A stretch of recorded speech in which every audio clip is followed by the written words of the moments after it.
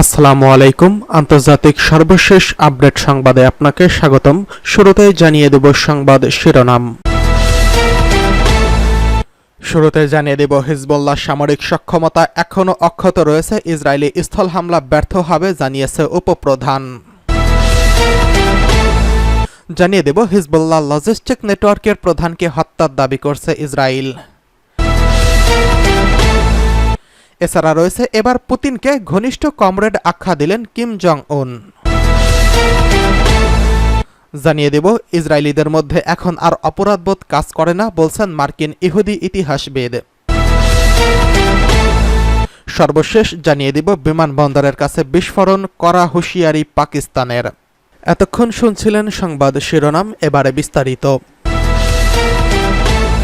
Hezbollah সামরিক ক্ষমতা এখনও অক্ষত, ইসরায়েলি স্থল হামলা ব্যর্থ হয়েছে জানালো উপপ্রধান। লেবাননের সশস্ত্র সংগঠন হিজবুল্লাহর উপপ্রধান নাইম কাসেম জানিয়েছেন তাদের সামরিক সক্ষমতা এখনও অক্ষত রয়েছে। এছাড়া দখলদার ইসরায়েল লেবাননে যে হামলা চালাচ্ছে এবং এটি ব্যর্থ করেছে বলে দাবি করছেন তিনি। কাতার ভিত্তিক সংবাদ মাধ্যম আল জাজিরাকে দেওয়া এক সাক্ষাৎকারে হিজবুল্লাহর এই উচ্চপদস্থ কর্মকর্তা বলেছেন, আমাদের সামরিক সক্ষমতা ঠিক আছে, আমাদের লড়াইয়ের সক্ষমতা নিয়ে শত্রুরা যা বলছে তা ভুল বলছে, তারা মিথ্যা বলছে। যুদ্ধের সম্মুখ ভাগে আমাদের যোদ্ধারা দৃঢ় আছে। গত 10 দিনে যা হচ্ছে তা হলো ইসরায়েলিদের কষ্ট বাড়ছে। আমরা তাদের বলছি আরও ইসরায়েলি তাদের বসতি থেকে বাস্তুচ্যুত হবে। ইসরায়েলিদের পরিকল্পনা হলো লেবাননে বেসামরিক হত্যা করা এবং গ্রাম খালি করা, যেন সবার মাঝে আতঙ্ক তৈরি হয়। আমি তাদের বলবো আপনাদের এই চেষ্টা ব্যর্থ হয়েছে। তিনি জানিয়েছেন লেবাননে ইসরায়েলি সেনাদের স্থল হামলা পুরোপুরি ব্যর্থ হয়েছে। গত সপ্তাহে লেবাননে সীমিত এবং আঞ্চলিক স্থল হামলা শুরুর ঘোষণা দেয় দখলদার ইসরায়েল। তারা লেবাননের বিভিন্ন গ্রাম দিয়ে ঢোকার চেষ্টা করে, তবে এই সময় হিজবুল্লাহ যোদ্ধাদের তীব্র প্রতিরোধের মুখে পড়ে ইসরায়েলি বাহিনী। এতে স্থল হামলা শুরুর প্রথম দিনই অন্তত 8 সেনা প্রাণ হারিয়েছেন। দখলদার ইসরায়েলি সেনারা প্রথমে লেবাননের পূর্ব দিক দিয়ে ঢোকার চেষ্টা করে, ওই দিক দিয়ে ব্যর্থ হওয়ার পর দেশটির দক্ষিণ পূর্বাঞ্চল দিয়ে ঢোকার চেষ্টা চালাচ্ছে তারা। ইসরায়েলি প্রতিরক্ষা বাহিনী IDF এর আরবি মুখপাত্র আজ মঙ্গলবার এই তথ্য জানিয়েছেন। এদিকে হিজবুল্লাহ লজিস্টিক নেটওয়ার্কের প্রধানকে হত্যার দাবি করল ইসরায়েল। লেবাননে রাজধানী বৈরুতে বিমান হামলা চালিয়ে সেখানকার সশস্ত্র গোষ্ঠী হিজবুল্লাহর একজন জ্যেষ্ঠ কমান্ডারকে হত্যার দাবি করেছে ইসরায়েল। মঙ্গলবার ইসরায়েলি সেনাবাহিনী এক বিবৃতিতে এই দাবি করেছেন। বিবৃতিতে বলা হয়েছে, দক্ষিণ বৈরুতে সোমবার সন্ধ্যায় সুনির্দিষ্ট বিমান হামলায় হামাসের জ্যেষ্ঠ কমান্ডার সুহেল হোসেইন নিহত হয়েছেন। ইসরায়েলি সেনাবাহিনীর দাবি, সুহেল হোসেইন হিজবুল্লাহর লজিস্টিক নেটওয়ার্কের প্রধান ছিলেন। ইরান থেকে অস্ত্র আনা এসব অস্ত্র হিজবুল্লাহর বিভিন্ন ইউনিটের মধ্যে বন্টনের দায়িত্ব ছিলেন তিনি। বিবৃতিতে ইসরায়েলি সেনাবাহিনী আরও বলছে, সুসেইল হিজবুল্লাহ সামরিক নেতৃত্বে কাউন্সিলের সদস্য ছিলেন, যা জিহাদ কাউন্সিল নামে পরিচিত। ইসরায়েলের এমন দাবির বিষয়ে তাৎক্ষণিক কোনো প্রতিক্রিয়া জানায়নি হিজবুল্লাহ। এদিকে পুতিনকে ঘনিষ্ঠ কমরেড আখ্যা দিলেন কিম জং উন। রুশ প্রেসিডেন্ট ভ্লাদিমির পুতিনকে ঘনিষ্ঠ কমরেড বলে আখ্যা দিয়েছেন উত্তর কোরিয়ার নেতা কিম জং উন। মঙ্গলবার পুতিনের 72তম জন্মদিনে অভিনন্দন জানিয়ে এই আখ্যা দেন তিনি। ইউক্রেন যুদ্ধ শুরুর পর পিয়ংইয়ং এবং মস্কোর মধ্যে সম্পর্ক গভীর হয়েছে। দুই দেশের মধ্যে এমন ঘনিষ্ঠ সম্পর্ক পশ্চিমা দেশগুলোকে উদ্বিগ্ন করে তুলছে। উত্তর কোরিয়ার রাষ্ট্রীয় সংবাদ মাধ্যম KCN এর বরাত দিয়ে ইয়নহাপ নিউজ জানিয়েছে, কিম উভয় দেশের সম্পর্কের প্রশংসা করে বলছেন, জুন মাসে পুতিনের পিয়ংইয়ং সফরের পর থেকে তারা অজেয় এবং চিরন্তন হয়ে উঠছেন।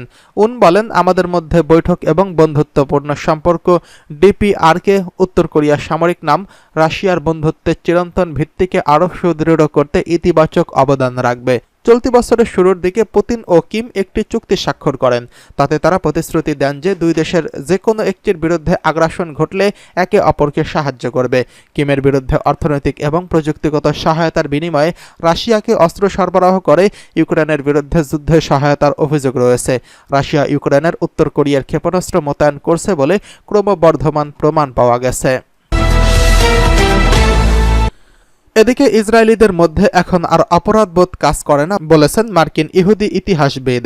ইংরেজি সংবাদপত্র গার্ডিয়ানের এক নিবন্ধে ইহুদি আমেরিকান ইতিহাসবিদ লিখেছেন যে কিভাবে ইসরায়েলিরা গাজা এবং লেবাননে তাদের সেনাবাহিনীর অপরাধ মোকাবেলা করছে। ইহুদি আমেরিকান ইতিহাসবিদ ওমের বার্তুফ, যিনি বহু বছর ধরে মার্কিন যুক্তরাষ্ট্রের গণহত্যা ইতিহাস নিয়ে গবেষণা এবং শিক্ষা দিয়ে আসছেন, গাজা যুদ্ধ শুরু হওয়ার কয়েক মাস পরে অনেক দিন পর ইসরায়েল ভ্রমণ করেন। বিশেষ করে তার পরিবার, বন্ধুবান্ধব এবং সেখানকার সামাজিক অবস্থা সম্পর্কে সর্বশেষ অবস্থা জানার জন্য তিনি সেখানে যান। কিন্তু এই 2 সপ্তাহের সফরে তিনি যা দেখলেন তাকে তা অবাক করে দিয়েছে।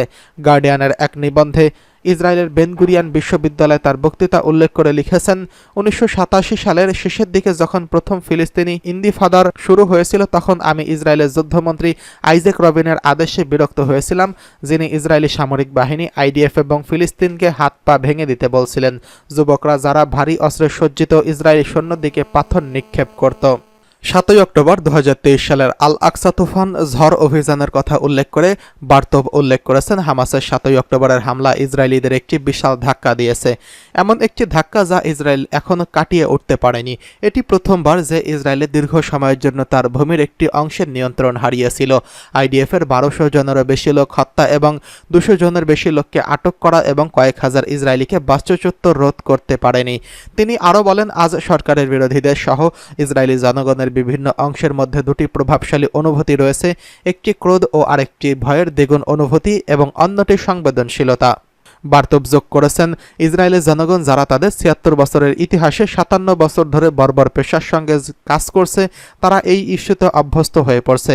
তবে গাজায় আইডিএফের অপরাধের মাত্রা এবং যা করা হচ্ছে তাতে বেশিরভাগ ইসরায়েলিরা সম্পূর্ণ উদাসীন এবং এই বিষয়টি সবচেয়ে নজিরবিহীন। 1982 সালের পশ্চিম বৈরুতের সাবারা এবং সলিতা শরণার্থী শিবিরে ফিলিস্তিনের গণহত্যায় আইডিএফ সমর্থিত মেরোনাইট খ্রিস্টান মিলিশিয়াদের কর্মকাণ্ডের বিরুদ্ধে হাজার হাজার ইসরায়েলি বিক্ষোভ প্রদর্শন করছিল।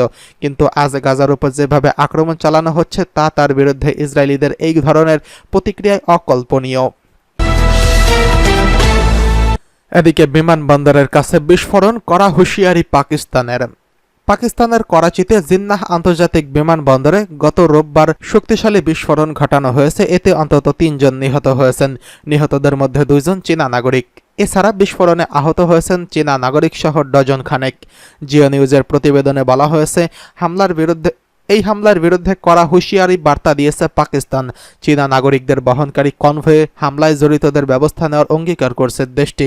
রবিবার রাত আনুমানিক 11টায় জিন্নাহ ইন্টারন্যাশনাল আন্তর্জাতিক বিমানবন্দরের কাছে একটি ট্রাফিক সিগন্যালে এই হামলা হয়। এই বিবৃতিতে পাকিস্তানের পররাষ্ট্র মন্ত্রণালয় এই সন্ত্রাসী হামলার নিন্দা জানিয়েছেন, সেই সঙ্গে হতাহতদের পরিবারের প্রতি শোক ও সমবেদনা জানিয়েছেন। পররাষ্ট্র মন্ত্রণালয়ের মুখপাত্র আহতরা যেন দ্রুত সুস্থ হয়ে ওঠেন এই প্রার্থনা করেছেন। পাকিস্তানের পররাষ্ট্র মন্ত্রণালয় বলছে, সন্ত্রাসবাদের এই জঘন্য কাজ শুধু পাকিস্তান নয়, পাকিস্তান চীনের স্থায়ী বন্ধুত্বের উপর আক্রমণ। হামলার নিন্দা জানিয়ে পাকিস্তানের প্রধানমন্ত্রী শাহবাজ শরীফ বলেন, এই নৃশংস ঘটনার অপরাধীরা পাকিস্তানি হতে পারে না, বরং তারা পাকিস্তানের শপথকারী শত্রু। সামাজিক যোগাযোগ মাধ্যম এক্সে তিনি বলেছেন, অপরাধীদের চিহ্নিত করে আইনের আওতায় আনতে তাৎক্ষণিক তদন্ত চলছে।